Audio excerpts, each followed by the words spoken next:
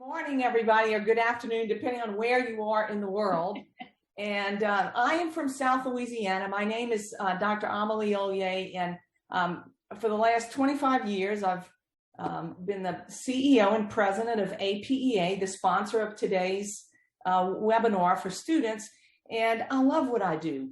I live here in Lafayette, Louisiana, and my goal every morning when I wake up, really, it's what drives me when I wake up in the morning, is to help students be successful on the exam. And that's exactly what our company is all about.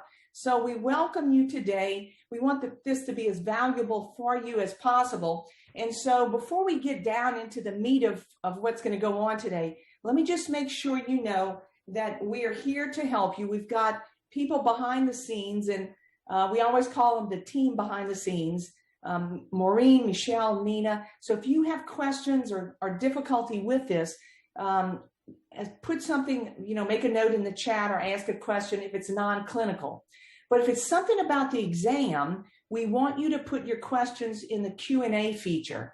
And if you're not familiar with Zoom, it is probably on the bottom of your screen, depending on how it's oriented.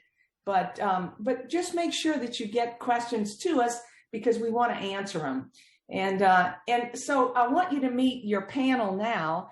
I introduced myself. I'm Dr. Amelie Ollier, and I'm the person in the middle. Dr. Kathy Ballridge is an NP exam expert who works with us at APEA. She's helped students for years. She precepts students, and she's an expert at questions and developing plans for students. So that's what she's going to do and talk a little bit about today before we get going.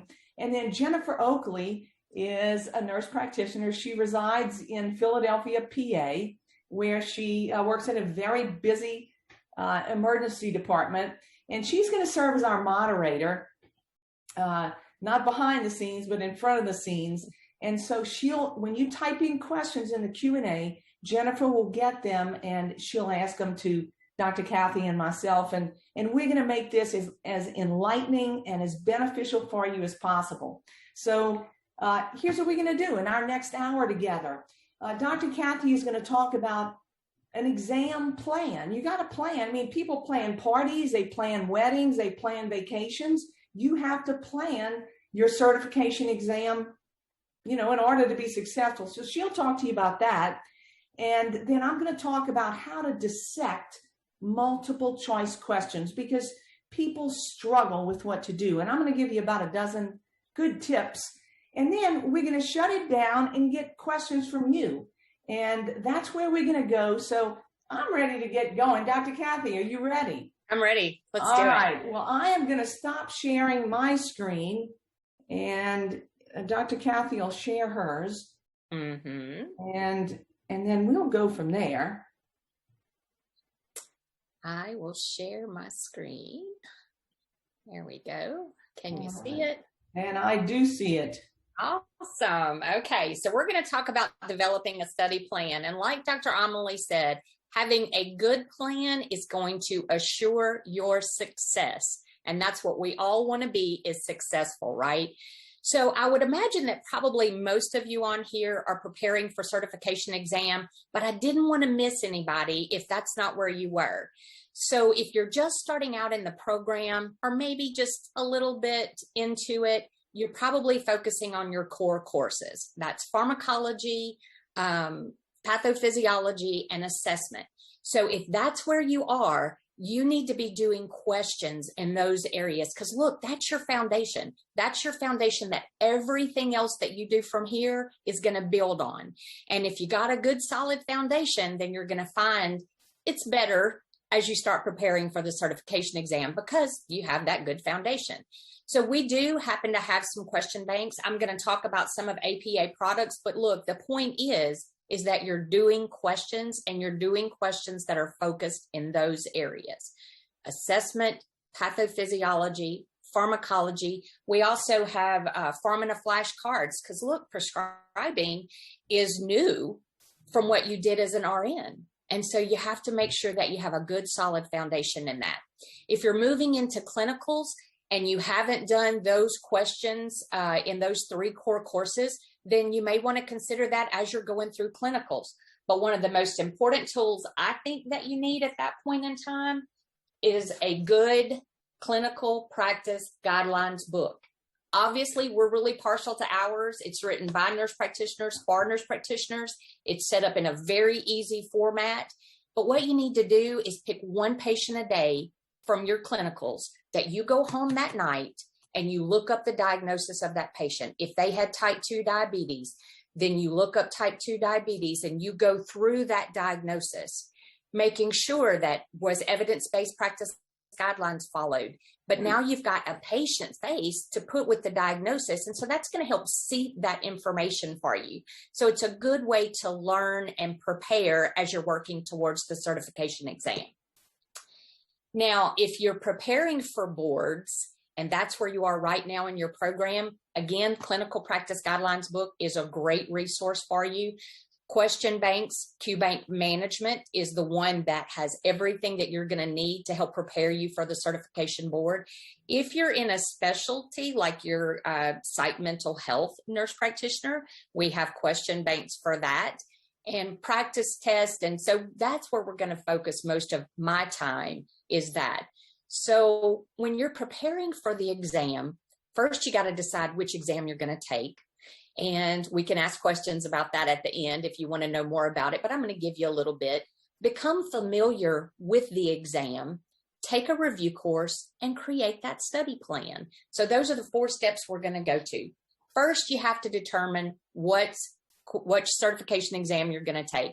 And I gave you a little bit of a breakdown there, but the thing that I really want you to pay attention to is review the test blueprint. You need to know what that test blueprint looks like for ANCC, if that's what you decide to take, or AANP, if that's the one you decide to take. So this is kind of what the test blueprint looks like for AANP. It's not as expansive as what you think, right? But it's still going to give you some information because then you can look and see what can you expect for pediatrics? How many questions can you expect there? How many can you expect for adult? That sort of thing. So when you're building your plan, the area that has the most concentration of questions, that may be where you want to concentrate the most of your time. So that information is going to help you when you're determining how much time you need. And we get that question a lot. How much time should I take before I go take the certification exam? Things like this is going to help you determine how much time you need to take. And then you look at ANCC, assessment, diagnosis, clinical management, and professional role. Now, AANP breaks it down a little bit further for you in the knowledge areas and in the procedures. So you need to have a little bit of knowledge about those things. ANCC also breaks it down a little bit more for you. Their body systems are cardiovascular, endocrine, gastrointestinal, goes through different drug agents that you might see. That gives you a little bit more information about where you need to focus when you're creating your study plan. I stuck this in here because we always get tons of questions. Well, how do they score the exams? Okay, well, the easy answer is we don't really know.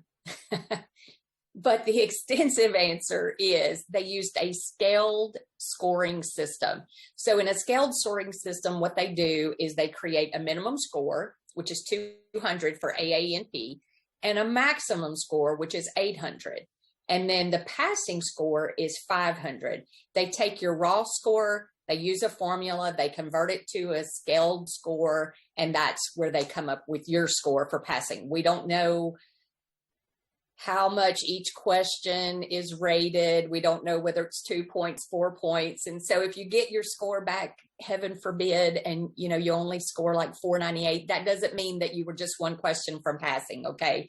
So, but we're not going to do that. You're here and you're going to pass on the first time. What we do know, it's not a number correct, and it's not a percent correct. So, and your performance is not compared to other people's performances. Okay. So it's a scaled score. All that to say, we don't know. So when you're developing your study plan, here are some questions that you need to ask yourself. What are your weak areas? Now, most of us, when we're studying, we tend to kind of deviate to the areas that we're most comfortable with. If you've been working as a nurse in cardiology, that's where you're going to go because it makes you feel good because you know the answers to that.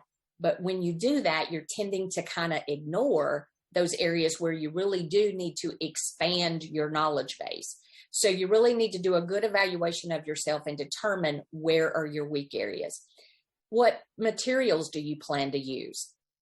Like I said, a good clinical practice guidelines book, questions that you can answer questions. Organizing your review is probably one of the single most important things that you can do. So listen, I am a day planner queen. Everything I do is written in my day planner. And if I don't write it, I forget. Okay. But the thing about that is it helps my brain to process information a little bit differently. And so if I look at it on Sunday of every week, I know what I need to do for the week, and I'm very mindful of what I need to accomplish that week. And so when you're preparing for the certification exam, that's really important. And I'm going to show you how to do that. Allot specific times, set target dates, stick to your plan. If something comes along, as life does, and throws you off your plan, whatever you had scheduled for that day, reschedule it. Automatically reschedule it so that you make sure that you don't miss that in your preparation. Okay? So how do you know what you don't know? How do you know what your weak areas are? Well, I'm going to recommend that you take a predictor exam, not a readiness exam, a predictor exam. And APEA has the only predictor exam on the market. I do all the statistics for it. Okay. So I know about this test, and I know that it's going to help you determine what you need to focus on. Now, the predictor exam, this is a sample one that I used here, but if you score 70% or better overall on your predictor exam, then you're highly likely to pass it on the first attempt, the certification exam on the first attempt. If you score between 65 and 69, you're at risk. And if you score less than 64, then you're unlikely to be successful on the certification exam. So that's going to give you some good tips. The other thing I want to point out for this one is, look, there's 150 questions on this exam. This person answered it in 2 hours and 4 minutes. So that's 124 minutes for 150 questions. They didn't even spend a minute on each of the questions. So that tells me that they may not have been reading the questions in their entirety. And Dr. Amelie is going to tell you a whole lot more about that. So this gives you an overview of what else the predictor exam tells you. If you look at these knowledge areas, in cardiovascular, this person scored 67. Well, look at dermatology. They scored 42. They need to spend some time there when they're doing their study plan, right? We also break it down even further into diagnosis. So you know the questions that you missed and what diagnosis that was. They missed a question on human bites. That was a planning question. They missed on diagnosis for herpes zoster. So that person really needs to review how to diagnose herpes zoster. So you see how this works, and that helps you to determine exactly where you need to study and exactly how much time that you need to spend when you're reviewing that particular area. So you take this information, detailed information by diagnosis, you take your day planner and you plan that out. Now look, when you're planning, it's important that you remember, okay, I'm working 12 hours this day, so I'm probably not going to spend any time studying on Wednesday because I'm working 7 a to 7 p. And when I get home, I'm taking a bubble bath. I'm going to take some me time. Okay, your brain needs that. But on Thursday, you're off. So you're going to make sure, look, I'm going to spend all day on cardio. And I'm going to make sure that I cover lipids and hypertension. Or maybe add another one, heart failure. Maybe heart failure needs to be on a different day, depending on how many questions you miss. You see how that planning goes? That's important to help you stay on track and making sure that you're plugging in those holes that you have in those knowledge areas. Use the clinical practice guidelines book. If you're using QBank management, then you're going to go to QBank management. And you're going to tell you to give you questions in cardiovascular that day. You can do that in study mode. That's where you answer the question and then you review the rationale. And look, don't skim over those rationales. Those are the most important thing because that's where you're going to get the meat of the information. If you miss that question, why did you miss it? Do you not understand the pathophysiology of heart failure enough? And maybe you need to go back and review that. That's going to help you plug in those holes. And then test yourself. If you're testing yourself in QBank, then you need to be scoring 90% or better. So you do those over and over and over. The more you practice, the more you're going to get in a good habit of answering questions, and the more you're going to understand that information. The other thing that the predictor exam tells you is how you scored in the testing domains. So in assessment, 57, that's pretty low. We need some better foundational material in assessment for that person. Look at diagnosis, 30, that's pretty low. In how to diagnose conditions, that kind of goes back to pathophysiology. If you understand pathophysiology enough of a disease process, then you're really going to understand better how to diagnose this. So this gives you a lot more information to let you know the weak areas that you need to concentrate on. And I put these in here just to kind of show you. For assessment, you're doing subjective information and objective information. So if you were weak in assessment, those are the areas that you need to focus on for heart failure or for herpes zoster or whatever it is that you're looking at. That you need to, what's the patient's chief complaint? What's their HPI? What's their history? Those sorts of things. That's what constitutes the assessment domain. In diagnosis, differential diagnoses are going to be included in there. How to prioritize your differential diagnoses, because that's going to drive your plan, and establishing a definitive diagnosis for that patient. Planning, all things planning. Safe. Are you prescribing medications that are safe? Do you know the side effects of those medications? Are you considering the comorbidities of the patient? Educating the patient, teaching them how to take their medications or any non-pharmacological interventions. So planning is a pretty big area, right? And then evaluating the patient, determining, was your treatment plan effective? If it wasn't, what else do you need to do? When do you stop medications? When do you extend the medications if you're treating an infection that's not getting better?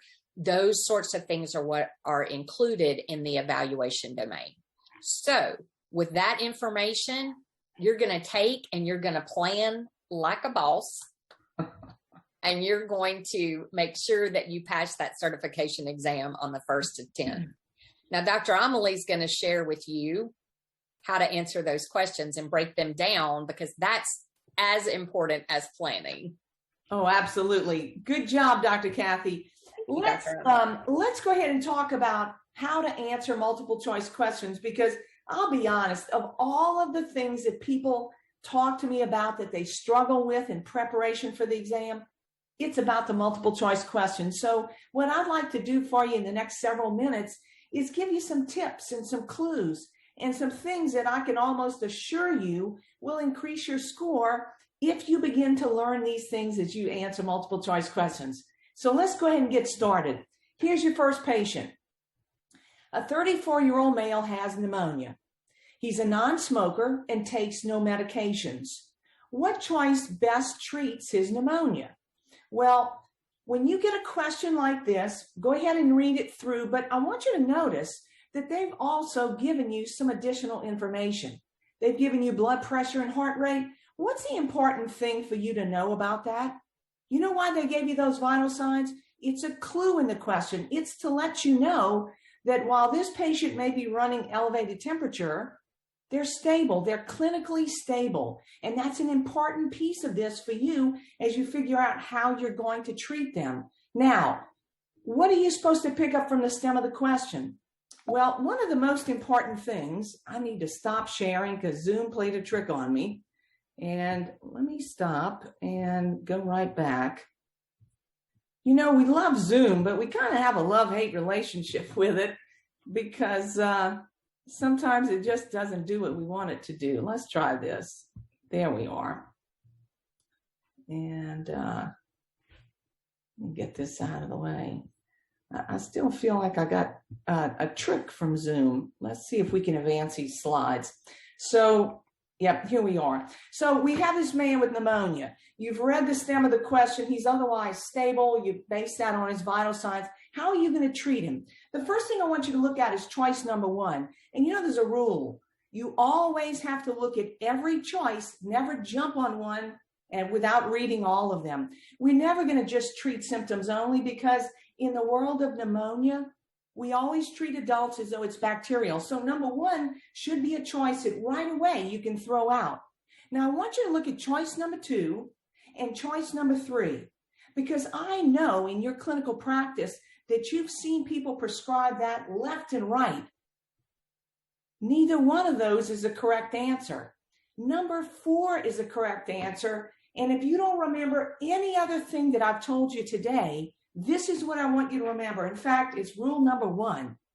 Every question on your certification exam has to be based on either a clinical guideline or a standard of care. One of the trickiest and riskiest things that you can do is to answer a question on your exam based on what you saw done in clinical practice. So let's take a look at those pneumonia guidelines very quickly. For healthy outpatient adults who don't have comorbidities, that's who this patient is. It gives you 3 options. Look, amoxicillin, doxycycline, or macrolide. And so you might be sitting there having this thought, well, Amelie, a macrolide was up there and so was amoxicillin. How do I know which one is the right answer? Go back to the stem of your question. You know what it said? Best treats. Which one is the best agent? Well, how do you know the best agent? Well, look, amoxicillin is considered a strong recommendation. A macrolide is conditional, just like doxycycline. So when you see a question that asks you for the best choice, that's a clue to remind you, you need to use an evidence-based answer, all right? So here it is. Best answer has to be number 4, prescribe high-dose amoxicillin, all right? So rely on your guidelines, not necessarily what you saw done in clinical practice. And by the way, while you study, I want to make sure that you don't use old study content. You know why? Guidelines change all the time. And please know that exam data and information that will appear on your exam typically has to be out at least a year or a year and a half before questions make their way to the exam. The pneumonia guidelines have now been out since October or November of 2019, so it's absolutely fair game on your exam. And using old study material really doesn't give you the advantage of knowing what those new guidelines are. So that's one of my best tips for you. Here's your next patient. A 17-year-old basketball player hurt his knee playing basketball last evening. The nurse practitioner is evaluating him today and suspects a torn meniscus. Look at the question. How should this be evaluated? Well, remember I said you got to look at all your choices, but look at what's in choice number 1. It says an MRI. I know you know that you can evaluate a torn meniscus with an MRI. Hold on to that thought. Look at choice 2 and number 3. A CT scan and an X-ray, as you well know, help you identify hard things like bones. Meniscus is something soft, so an MRI is an appropriate test, but look at number 4, because number 4 is appropriate as well. And so now your answer is between number 1 and number 4. How do you make a decision, since both of them could be used? A famous principle that you've got to use as you answer every exam question is this one. Always think quick, cheap, non-invasive, and cannot do this in my clinic. Because if that choice is quick, cheap, non-invasive, and you can do it in your clinic, that is always the best answer. With that in mind, the best answer is absolutely going to be what? McMurray's test. Exactly. So make sure that you don't jump to an expensive test, especially if you work in a specialty area. You know, I remind students all the time, when you go in to take this exam, remember to take off your specialty hat and put on your primary care hat. You are going to take a primary care exam. Here's your next patient. Mr. Jones, a 45-year-old drug and alcohol counselor, smokes a pack a day, reports cough, low-grade fever, and night sweats for the past week. His chest x-ray demonstrates bilateral hilar nodes. what should the nurse practitioner do next? What should you do next? Well, don't take the bait, all right? Don't take the bait. Let me show you what I mean by the bait. Before you ever look at the choices, A, B, C, D, I want to make sure that when you read the stem of the question and you read the question, that you answer it in your head. And I want you to look for that answer, because here's what people usually do. They read through all of this and they say, oh, we have an abnormal chest x-ray. What do I do next? Well, when you have an abnormal chest x-ray and you need to investigate further, we typically jump to a more expensive study like a CT scan. But I want you to go back and reread this scenario. Look at who your patient is. He's 45 years old and he works with people who abuse drugs and alcohol. You know what I know intuitively? They're at high risk for TB. Look at his symptoms. He's got a cough, low-grade fever, and night sweats. I'm thinking either HIV or TB. He's got some infectious process going on. The fact that he's a smoker is a distraction. It doesn't contribute to your getting to the right answer.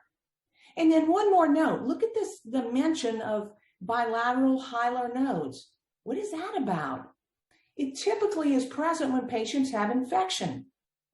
And in fact, if you're thinking about TB, then this is what you've got to be paying attention to. Everything in the stem of the question fits with your ordering a TB skin test. In fact, that probably should be done initially. All right. So what's your best answer here? It's not to get a CT, and it's certainly isn't to send in the pulmonary medicine. It's to get a TB skin test. And if you get one, I'm pretty sure it's going to be positive. Look at this one. A 30-year-old has mild persistent asthma. What daily medication regimen would be most appropriate to treat his asthma? Well, you know what the most important word in the stem of the question is? Look at the question. What is the most important word? You know what it is? Daily. What medication would we give daily for mild persistent asthma? And I know we had guideline changes with asthma, probably older than a year, maybe fair game on your exam. What can you use daily? Well, I know that I would never use albuterol daily. Right away, you can rule out number 3 and number 4. Look at number 1. When you know your asthma guidelines, you'll realize right away, salmeterol is not a first-line medication. The one that is first line, regardless of whether you're using either of the new asthma guidelines, is number 2, because asthma is a disease of inflammation. And once you realize that, you realize the best way to treat any patient with persistent asthma is with a steroid, right? And so we use a steroid like number 2. Low-dose fluticasone is your best answer. Well, look at this one. A 63-year-old patient with COPD complains of a pounding heart after taking his inhaler. What are you thinking? Well, I'm curious about what you're thinking, because if you chose albuterol, you are someone that I call a biter.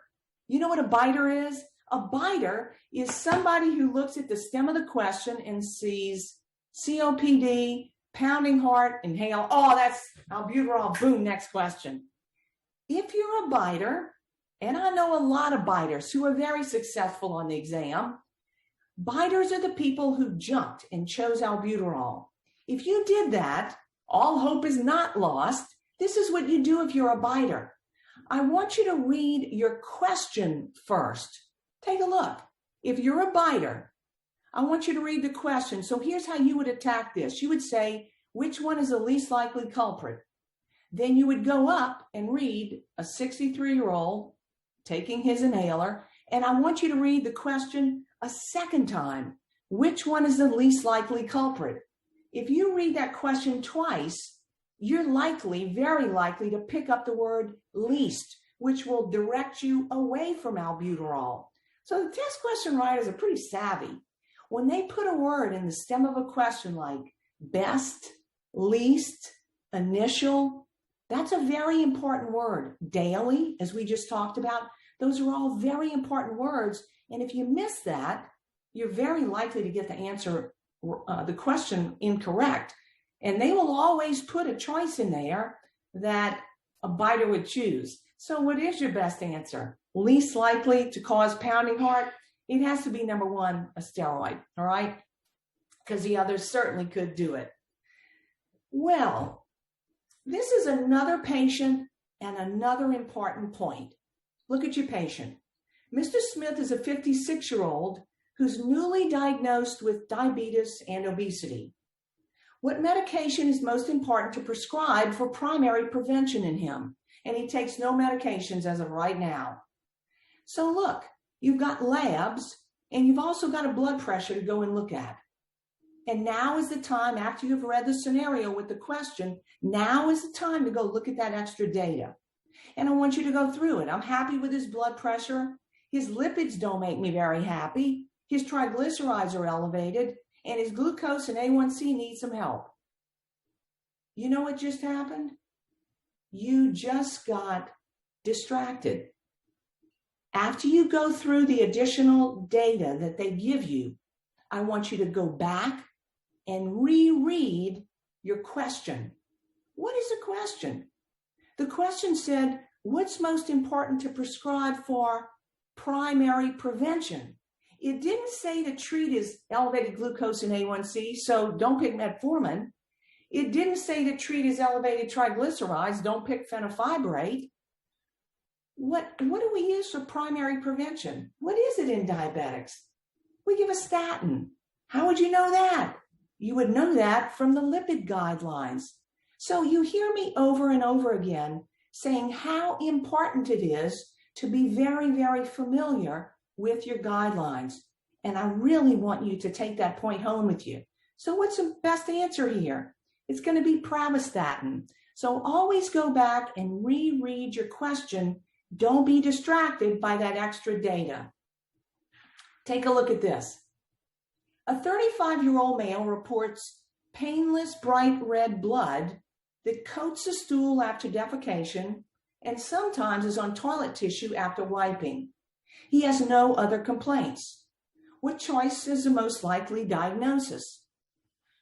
Well, when you go back to the stem of the question and you pick out the most important words, and facts, I'm looking at his age is important. There's bright red blood that is painless. Right away, you can rule out number 2, an anal fissure. It's be very, very, very unlikely based on this scenario that he's got Crohn's disease. So that leaves me with number 1, hemorrhoid, and number 3, malignancy. What's the question again? What choice is the most likely diagnosis? In a 35-year-old, is it more likely that he's got a hemorrhoid or a malignancy? It's certainly more likely that he's got a hemorrhoid, but a malignancy has to be considered as well. So make sure that you answer the question. And sometimes as your brain works through getting to the right answer, going back and rereading the stem of the question to pick up important words that you might have missed and rereading your question will be very beneficial as well. Well, this has to be one of the most common things that people tell me when they're answering multiple choice questions. They'll say, Amelie, I get it narrowed down to 2 answers, and then I'm stuck. I can't figure out of those 2 which one the right answer is going to be. Well, I've shown you some little things to look for, but generally when I hear this statement, automatically I begin to think that this is a person who needs to grow and stretch their knowledge base. They need to learn more about the diagnosis that's being mentioned or talked about, or you're getting a question on. So when you have this thought, I get it down to 2 answers and then I can't figure it out. What that tells me is you need to grow and broaden and stretch your knowledge base. Excuse me. Dr. Kathy mentioned this to you, but it's so important that it bears repeating. As part of your study plan, for the certification exam, you have to answer multiple choice questions. I mean, my goodness, this is what you're going to be asked to do on game day. So you got to be good and savvy at answering these multiple choice questions. And so as you answer them, there are a couple of things that I want you to really pay attention to. One of them is the rationales. In fact, it really doesn't matter to me whether you get the answer wrong or right. I'm not kidding. The most important thing when you answer a multiple choice question is the rationale, even when you get it right, because the rationale is going to grow and stretch your knowledge base. And that's what you have to be all about right now, is growing and stretching your knowledge base and increasing your exposure to different diagnoses, clinical presentations, medications, all of that. So focus on the rationales. And while you're answering and practicing multiple choice questions, make sure that the questions you're using are exam level questions. Here's what I mean. There are a lot of multiple choice questions that are out there that ask you questions that are at the knowledge level. A knowledge level question example would be, what diagnostic test is used to diagnose mono? And there's only one answer, right? So that's not the kind of questions they're going to ask on your exam. That's an important part of your knowledge base. But the questions on your exam are going to be at higher levels. Comprehension, synthesis, analysis. Those level questions require you to pull together the scenario or the set of facts that they've given you and come up with a reliable answer. So that's what you need to do and pay attention to as you work through questions. APEA has wonderful MyQBank multiple choice study questions that are rich in rationales, that'll grow your knowledge base, and that are going to help you practice with exam level questions. So again, I'm prejudiced, but MyQBank management, great way to go. I'm almost at the end of my time, but just as you need to have a plan for answering multiple choice questions, you must have a plan about what to do when you see a question and you have absolutely no idea about how to answer it. The first thing I want you to do is what I did. When I read a multiple choice question, I had no idea how to answer it. This is what I did. I picked A. You know why I picked A? Because my name is Amelie and Amelie starts with an A. I picked A. That's the first thing I want you to do. Have a plan. And you know what? Statistically, you will get more questions correct if you choose the same wrong answer every time or the same answer every time. That's the first thing I want you to do, realizing there's humor in it. The second thing I want you to do when you have no answer, I have no idea what the answer is. I want you to have a short memory. Answer it and let it go. Tell yourself that you do not have to get that question right to be successful on this exam. I don't know how many questions you can miss and still be successful, but I know it's a lot.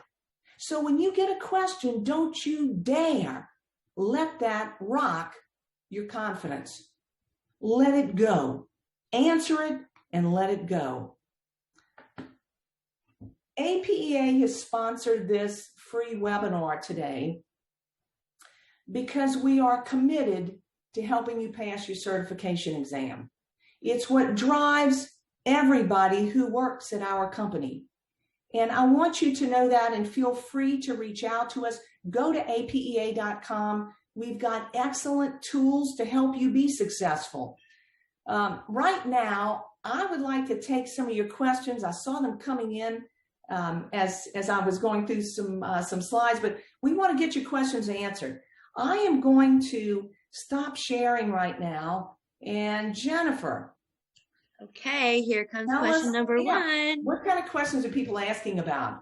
Teresa is asking, she said, I have taken the APA twice. I struggle with questions that have an answer in the section that says send to the emergency room. Is there a way to know when to select this? I'll tell you this. If there is something that says send them to the emergency room, it means it's an emergency. So I didn't talk about any situations that were emergencies. If you had looked at the vital signs, and that, guys, when we talked about the pneumonia patient, the first example I gave you, if his respiratory rate or his blood pressure or anything that indicated instability, that's who you send to an ER. An ER is not a dumping ground. So remember that part of your practice as a nurse practitioner is to make sure that you practice within your scope and that you practice appropriately. You patients get to the right level of care. So emergency rooms or departments are for emergencies, right, Jennifer? Exactly. Yep. I'm like, Okay, next question. Michaela said, can you comment on JNC8 versus AHA? JNC8 indicates less than 140 is the goal for diabetics. However, this would still be stage 1 hypertension for the American Heart Association. Okay. I think that diabetics would need to be tighter controlled than 140. And she also said she loved the video review course. Oh, good. Well, Michaela, thanks for that comment. Listen, a couple of things. First one is, whichever exam you are going to take, you need to make sure you do what Dr. Kathy said. Go look at the exam blueprint. And when you're there, there's going to be a reference list right in the same drop-down menu. Click on the reference list, and it's going to bring up all the documents and books and things that they use to produce the questions on your exam. You got to do that. And I think what you're going to find is that it either is not mentioned, JNC8, or the AHA, ACC guidelines, or it's mentioned. So if JNC8 is mentioned, then you follow JNC8 guidelines. Adult Gero people need to do that on ANCC's exam. The next thing I want you to pay attention to is think about it. It's not so much what the number is. You know, I would love to have an older adult run a little bit higher, but if they are tolerating a 125 over 90 or 80, then that's what we're going to let them run with. Base your answers not on, I feel like it's okay, but your clinical judgment will be very important. So check the reference list. And the second thing is, the exams are not going to ask you a number. That relies on your clinical judgment. They're not going to say, is 130 over 80 better for this patient? Or they're going to ask you about the drugs. Those are safety issues. And that's why you take a certification exam. It's to make sure that as you go into practice, you're competent. So anyway, I don't know if that answered it for you, Michaela, but hopefully that helped. She actually has another question regarding acne. She said she keeps missing questions on this. Topical is 1, 2 is oral, 3 is Accutane. In order to fail stage 1 therapy, must they fail at both benzoyl peroxide and a topical antibiotic? Where does topical retinol fit in stage 1? So listen, the first thing you have to do is you got to go to your guidelines. And, they recommend a more gentle approach for mild acne. And then you get more aggressive as it doesn't, as it doesn't get better. Accutane ought to be something that you automatically rule out. You got to have a special license to prescribe Accutane. So that should automatically be off limits for you. So follow your guidelines and make sure you read the stem of the question carefully, because that usually directs you to what the right answer is going to be. Okay. Angela is asking if the 3rd edition guidelines is adequate to pass the predictor exam in July of 2021. And I'm assuming she's talking about the 3rd edition of our APEA's clinical guidelines. There's a 4th edition that is out, and one of the things I reminded you of was to make sure that the tools you were using were not older. Very often I have people who say, Amelie, I have your 2017 course, somebody gifted it to me, and you think that's okay? 2017? That's kind of old. I wouldn't stake my ability to pass this certification exam on old material, because you saw how things have changed. Just in what I showed you, pneumonia guidelines have changed, asthma guidelines have changed. We have changes in pap smear. Things change all the time. So that's why getting some up-to-date content is important. I don't like using old material for exams. For pneumonia, if you had looked at an old book, you would have answered a macrolide. That's not the right answer anymore. So use up-to-date stuff. I realize things are expensive, but I would get a 4th edition clinical guidelines book, and you can use it in your clinical practice. And it has 6 months free of care on point.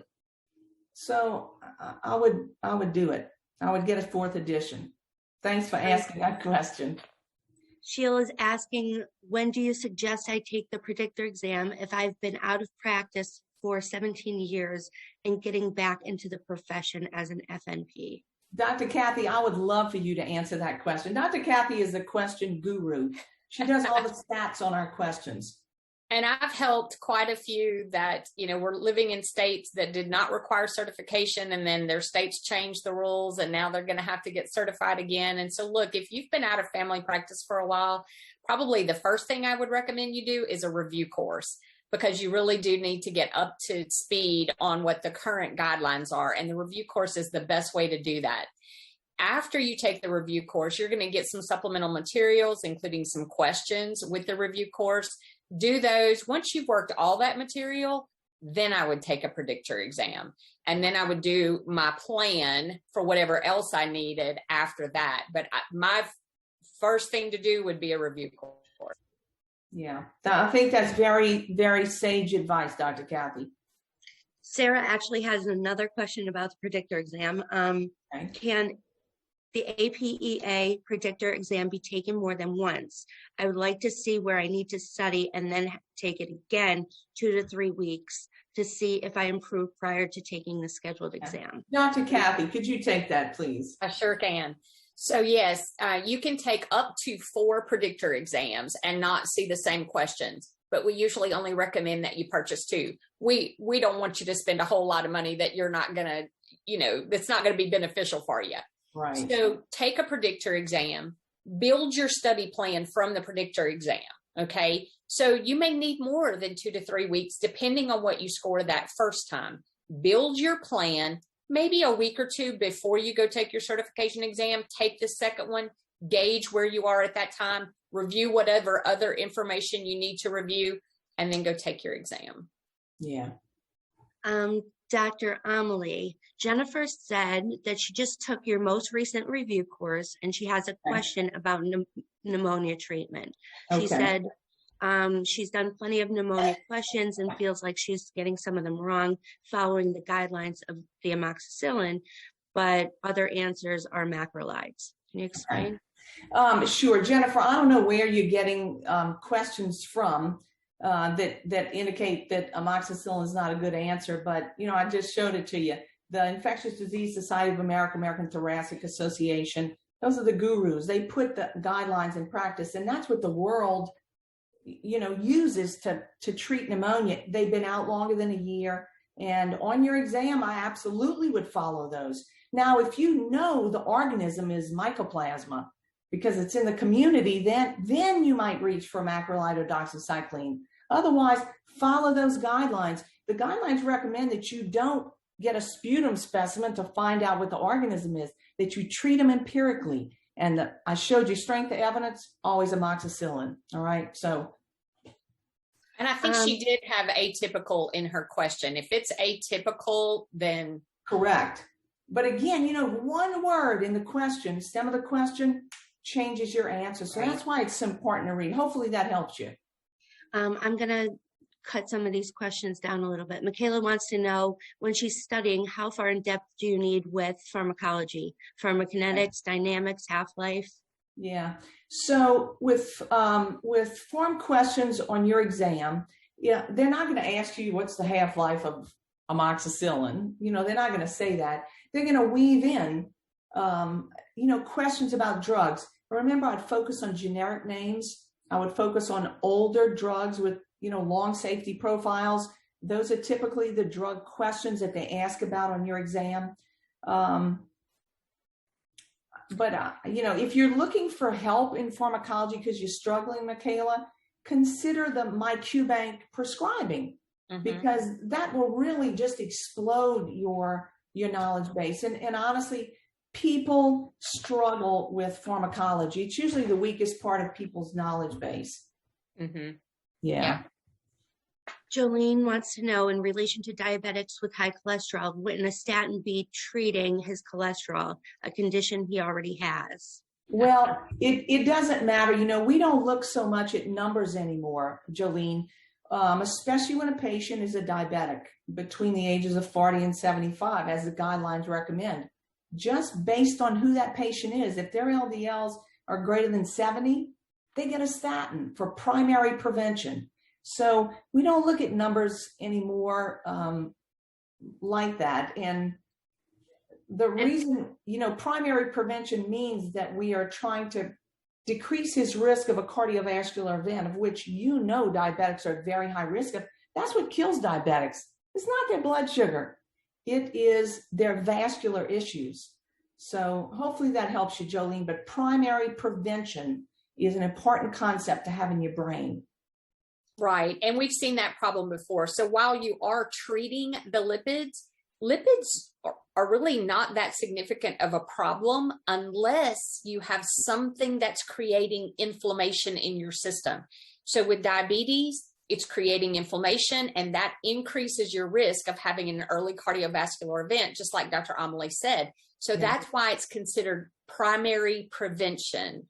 Yeah. And if this patient wasn't a diabetic and had no other risk factors, we wouldn't give him a statin. It is only because he is a diabetic. We want to prevent or decrease his risk of a cardiovascular event.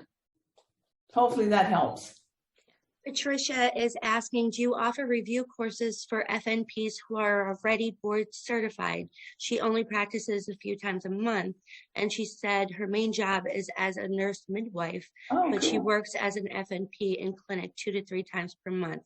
Any other suggestions? Yeah, Patricia, we have loads of people who come to every live webinar we've had since COVID and live review courses because they're in a situation like you. They don't work. Some people come every year because it gives them a great source of contact hours. So people come for clinical updates with the review courses. And, we have people who I know because I know their face. Every year they're in there and they say, I'm getting my dose of the latest. So it's a great way to keep up. Mm-hmm. And you earn contact hours. Okay. This is Lisa. I looked on my FNP notebook app for pneumonia. It says the first line antibiotic is doxycycline and the second is amoxicillin. Where can I find amoxicillin? I'm laughing, Lisa, because you're working with a product that's has an older copyright. So, that's the problem with things that have older copyrights. When you use them to prep for your exam, you can run into problems. So here's the rule you should always think.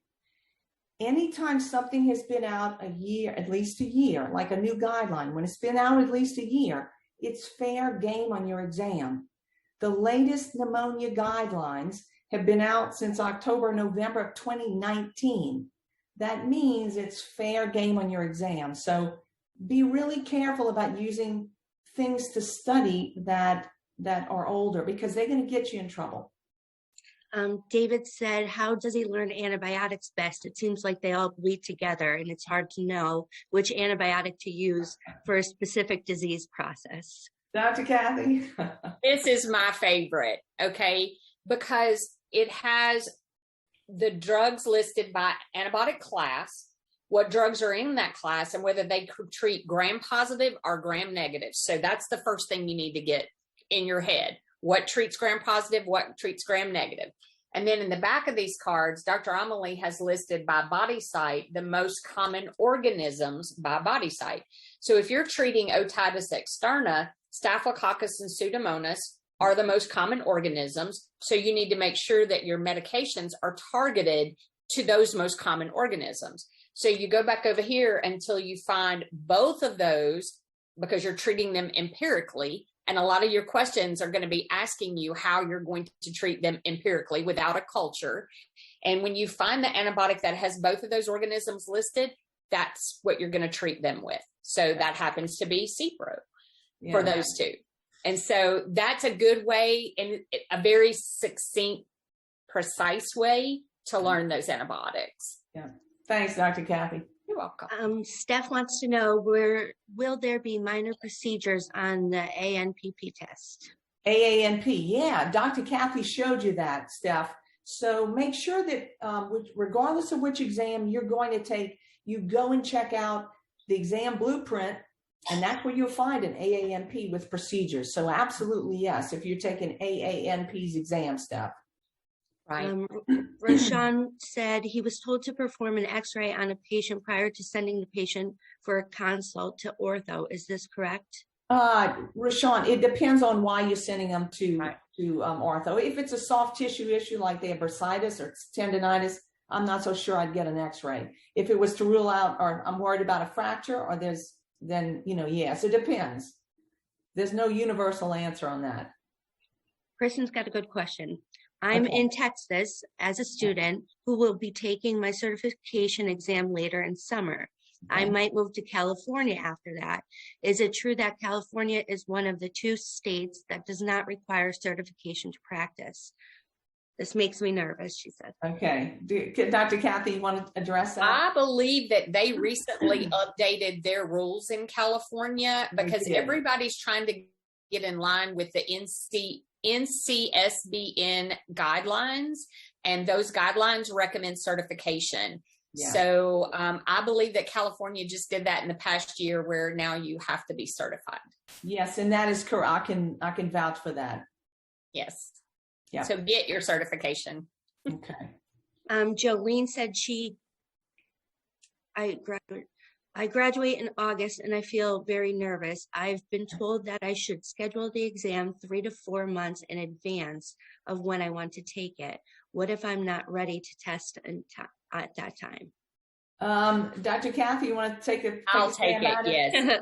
So listen, you really need to schedule your exam. I wouldn't wait more than 3 months after I graduate, because you've got momentum behind you. You're used to studying, you're used to answering questions. We find that students that wait 6 months after they graduate to take their exam don't do so well because they've lost their momentum. Right. That momentum is very important to pushing you forward. So take a predictor exam. If you score 70% or better on that predictor exam, go take your test. Yeah, you're ready. Go take it. Yeah. Don't spend a lot of time questioning yourself. And maybe you need to go back and remind yourself, look, I'm an RN. I passed the NCLEX. That's a hard test. Yeah. Encourage yourself and don't get beat down by the system. Work your plan, take your predictor, go take your test. Yeah. You'll be fine. Good job, Dr. Kathy. I know she loves to talk about that. Here's another one. Nicole said, I've heard studying 4 to 6 weeks prior to the scheduled board is standard. How do I work on retaining information? I have great short-term memory when studying and answer all the questions correctly within 2 weeks of studying the material. But when I redo the questions greater than 2 weeks, I get a lot wrong. Nicole, there may be one of 2 things, or maybe 2 things going on. One is, when you really learn something, your brain takes it from short-term memory and shuttles it into long-term memory. You have to have this information in long-term memory to go in and take care of patients. You got to. So what I have found, and I'm convinced of this, is anything that you do with repetition will shuttle that information from short to long-term memory. So it's about going over it over and over again. That may be what's going on with you. The other thing may be that you recognize a question, or you think you do, and you get careless and you miss a word and boom, you answer it incorrectly. So if it seems like it's a question that you've read before, those are the questions that you ought to have the most attention to, because missing one word like least, best, initial will cause you to get the question incorrect. So pay close attention as you read, and if that's not the issue, you need more repetition. Hannah said, I did worse on the predictor exam after doing all the lectures through 2 times than the first time I took it and she said she's worried. What should she do? Sometimes people have brain fatigue. No, I'm dead serious. Brain fatigue. You work and you work and you work, just like people do it and have physical fatigue.